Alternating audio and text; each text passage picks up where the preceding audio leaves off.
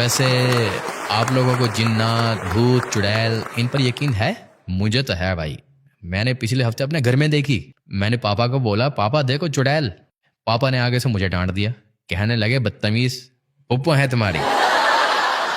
ویسے مجھے آج تک ایک بات سمجھ نہیں آئی کہ لوگ چڑیلوں سے ہی کیوں اتنا ڈرتے ہیں.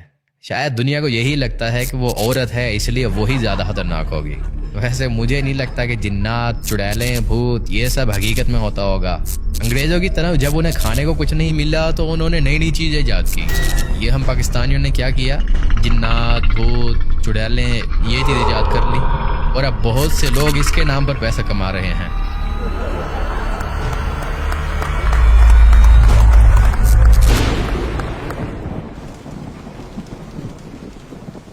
کمال یار، آج تو مزہ آ گیا. میرا تو ہنس ہنس کر برا حال ہو گیا. مجھے جیسے ہی پتا چلا کہ تمہارا لاہور میں شو ہے میں فوراً آ گیا. اچھا ہوا یار، کالج کے بعد تم آج مل رہے ہو. کل بھی میرا شو ہے، تم آؤ گے؟ نہیں بھائی، کل جمعرات ہے، میں نے تسبیح خانے جانا ہے.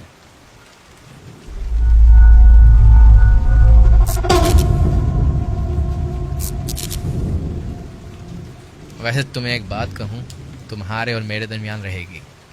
ہاں بالکل، بتاؤ. مجھے کچھ دنوں سے عجیب شکل نظر آتی ہے. پہلے وہ بہت دور ہوتا تھا، روز بروز آہستہ آہستہ میرے قریب آتا جا رہا ہے. کس رنگ کا ہے؟ ہے؟ رنگ سے کیا فرق پڑتا ہے؟ تم بتاؤ تو صحیح. پیلے رنگ کا ہے. میرا ایک کزن ہے بلال، اس کو بھی بالکل اسی طرح سے وہ جن نظر آنے لگا تھا. ہر وقت خودکشی اور مرنے کی باتیں کرتا رہتا تھا. پھر اس کو تسبیح خانے لے گئے. وہاں پیر ابکری نے بتایا کہ پیلے رنگ کے جنات کا ایک خاص گروہ ہے جو صرف سفر کے مہینے میں باہر آتا ہے.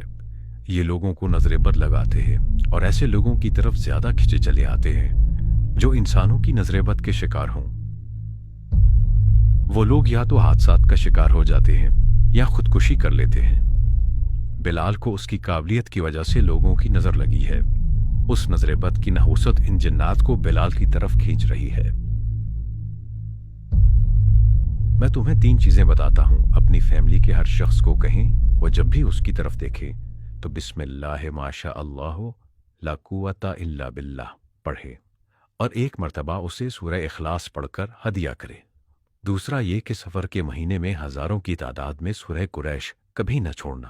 یہ جنات سورہ قریش کے نور سے دور بھاگتے ہیں. تیسری چیز یہ کہ جب بھی شیشہ دیکھیں تو خود کو دیکھتے ہوئے چند بار بسم اللہ ماشاء اللہ لا قوت الا باللہ پڑھ لیا کریں.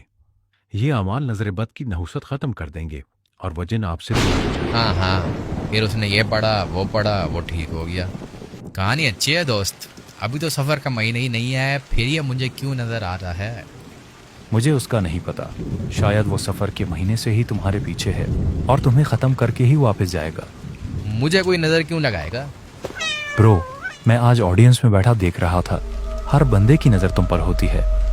یہ نظریں تمہیں کھا جائیں گی. زیادہ سے زیادہ کیا ہوگا؟ مجھے مار دے گا؟ ویسے بھی زندہ رہنے کا شوق کس کو ہے؟ دیکھو، تمہیں روحانی علاج کی ضرورت ہے. تم کل تسبیح خانے آ جاؤ.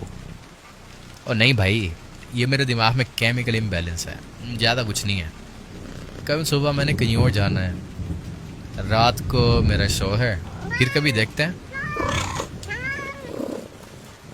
صبح کہاں جانا ہے؟ لگتا ہے تم کافی عرصے سے نیند پوری نہیں کر رہے. کیا تمہیں ڈراؤنے خواب آتے ہیں؟ میرے خواب ڈراؤنے نہیں ہیں. میرا دل تو کرتا ہے میں بس خوابوں کی دنیا میں ہی رہوں، سویا رہوں اور ہمیشہ کے لیے سو جاؤں. لیکن جب آنکھ کھلتی ہے نا تو مجھے یہ حقیقت ڈراؤنی لگتی ہے. پتہ نہیں ہوتا کب وہ بھدا جانور میری آنکھوں کے سامنے آ جائے گا. اچھا تو میں بھدا جانور ہوں؟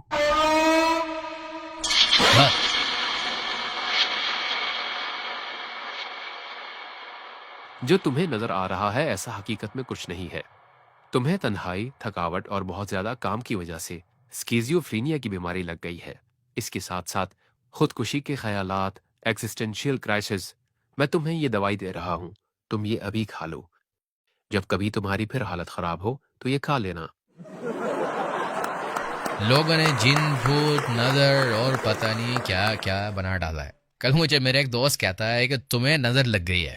اب اسے کیسے بتاؤں کہ میری تو پوری زندگی کے لسن لگے ہوئے ہیں. انہی چیزوں کے ڈر سے لوگوں نے باہر نکلنا ہی چھوڑ دیا ہے. پرسوں میں رات کے 3 بجے گلی میں جا رہا تھا. میں نے دیکھا ایک بندہ گلی کے چوک پہ کھڑا ہے. مجھے بڑی خوشی ہوئی کہ چلو آج کے اس دور میں کوئی بندہ تو ہے اتنا بہادر. میں اسے قریب گیا. میں نے کہا بھائی آپ کے بہادری سے میں بہت امپریس ہوا ہوں. اس نے پتہ کیا کہا؟ Thank you. اور پیچھے سے پستول نکال لی. کہنے لگا جو کچھ بھی تمہارے پاس ہے وہ مجھے دے دو. تب مجھے سمجھ آئی وہ وہاں کیوں کھڑا تھا.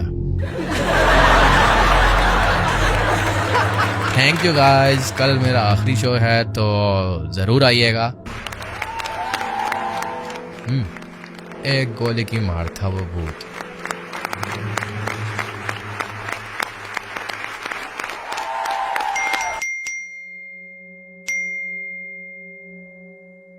اچھا ایلیکس، میں نے تمہیں پارسل بھیجا ہے.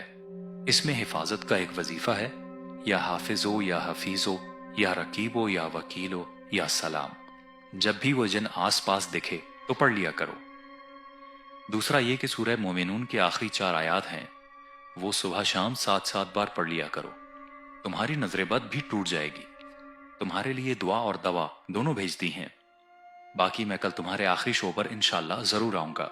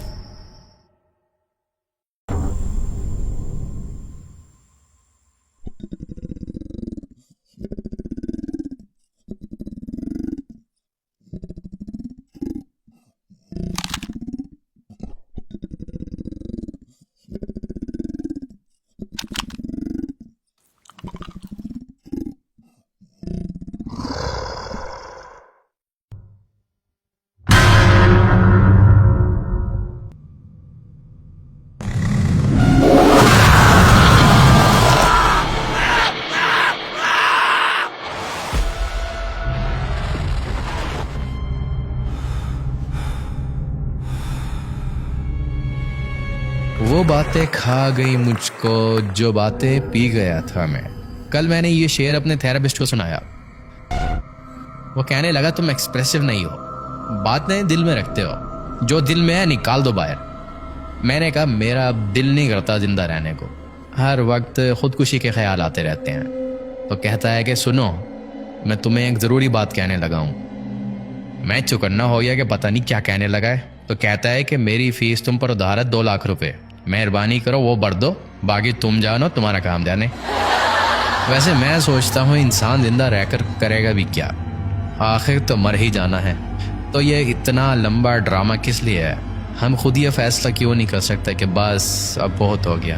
خیر آج میرا آخری شو ہے تو میں چاہتا ہوں کہ آج کے اس شو میں آپ کو کچھ ایسا کمال دکھاؤں کہ آپ کی پوری زندگی یاد رہے. تو میں نے آپ لوگوں کے لیے ایک سرپرائز ریڈی کیا ہے. آپ سب لوگ باہر جا کر ٹھہر جاؤ، تھوڑی دیر میں سرپرائز آپ کے سامنے ہوگا. آخر تمہارے ذہن میں چل کیا رہا ہے؟ مجھے کچھ گڑبڑ لگ رہی ہے. نہیں فون اٹھاؤ.